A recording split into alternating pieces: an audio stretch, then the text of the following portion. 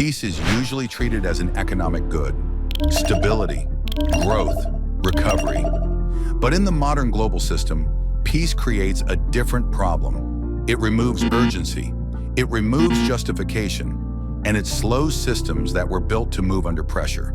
This is not a moral claim, it is a structural one. The global economy was not designed for long periods of calm. At the system level, peace does not mean prosperity, it means the absence of emergency. No mobilization, no exceptional spending, no political cover for rapid expansion. Modern economic systems do not operate best under stability. They operate best under managed stress. Crisis accelerates decision-making. Threat bypasses resistance. Emergency unlocks spending that would otherwise be blocked. Peace removes those conditions. Not because leaders want conflict, but because the system responds more predictably under pressure than under calm.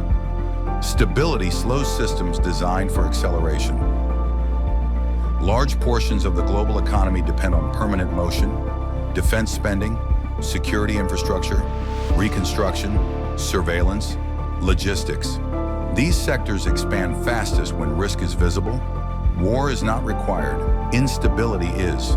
Threat narratives justify borrowing. Emergency language justifies deficits. Exceptional circumstances justify long-term commitments. Term commitments. In calm periods, these justifications weaken. Budgets face scrutiny. Debt becomes visible. Trade-offs return. This creates resistance. Industries tied to conflict, security, and risk management behave like economic stabilizers. They absorb labor. They absorb capital. They absorb political attention. Peace disrupts that absorption. It forces economies to justify growth without fear, and many systems are no longer optimized for that. This is why post-conflict periods often feel economically fragile. Not because peace failed, but because the system lost its engine. Demobilization shrinks demand. Defense contracts wind down. Security budgets face cuts. What was emergency spending becomes discretionary. What was urgent becomes negotiable. The transition creates friction. Workers shift sectors. Capital reallocates. Expectations adjust downward. This adjustment is not smooth. It is disruptive. And disruption carries political cost. Governments that presided over emergency mobilization now preside over contraction. The narrative shifts from strength to austerity. That shift is rarely popular. The system does not seek war. It seeks motion. Once emergency spending becomes normal, it cannot easily be reversed. Defense budgets create constituencies. Security programs create institutions. Debt creates obligations. Peace challenges all three. Ending conflict removes the narrative that justifies exceptional spending. But the spending remains, the debt remains, the expectations remain.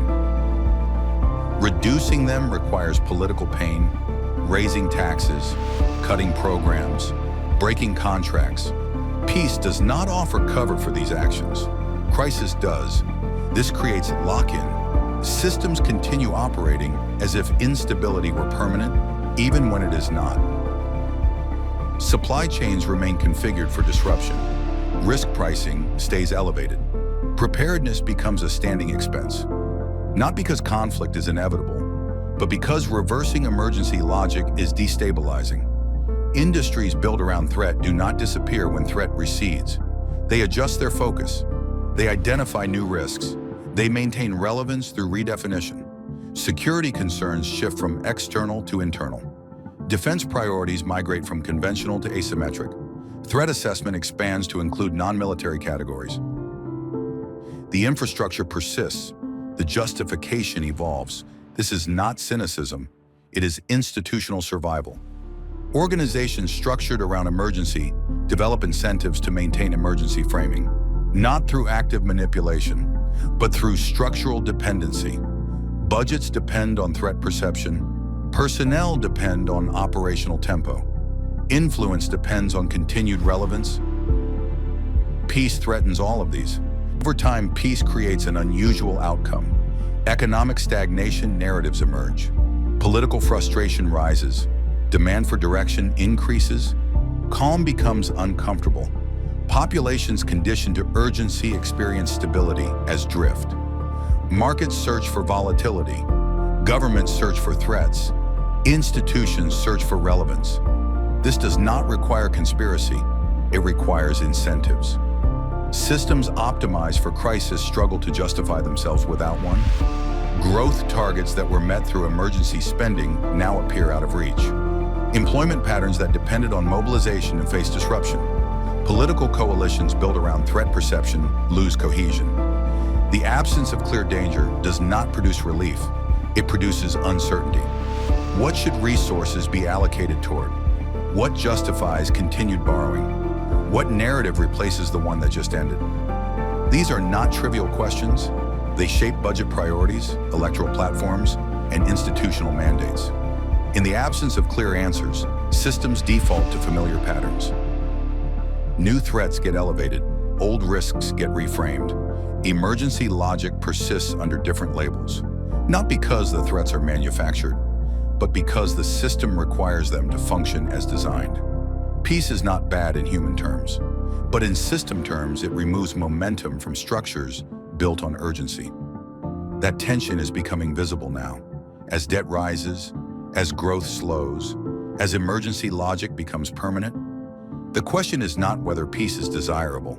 It is whether systems built on emergency can function without one. This is not about war or peace as moral categories.